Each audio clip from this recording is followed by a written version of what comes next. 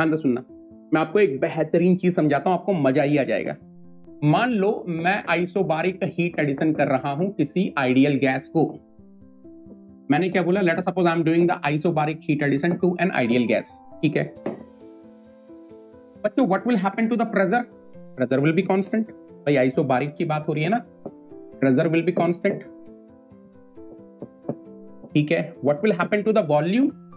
अगर मैं isobaric heat addition कर रहा हूं किसी आइडियल गैस को, what will happen to the volume? Volume का क्या होगा बच्चों? What will happen to the volume? फटाफट से बताओ, what will happen to the volume? If I am doing the isobaric heat addition to an ideal gas, what will happen to the volume? Volume increases. What will happen to the temperature? What will happen to the temperature? Temperature also increases. अब जरा एक चीज देखना, बच्चों अगर volume increase कर रहा है तो displacement work will be equal to what?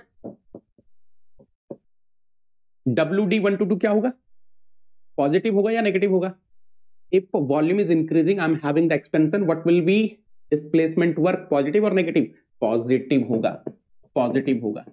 उसके साथ साथ अगर टेम्परेचर इंक्रीज कर रहा है, if the temperature is increasing, what will happen to the internal energy? अरे ideal gas है ना, for ideal gas internal energy is the function of temperature only, and if ideal gas के लिए internal energy is the function of temperature only, temperature increase हुआ तो internal energy भी increase हो रही होगी। Delta capital U 1 to 2 will also be positive।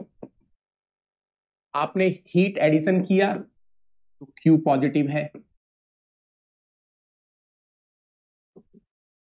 यानी कि अगर मैं सिंपल कंप्रेसिबल स्टेशनरी सिस्टम की बात करूं,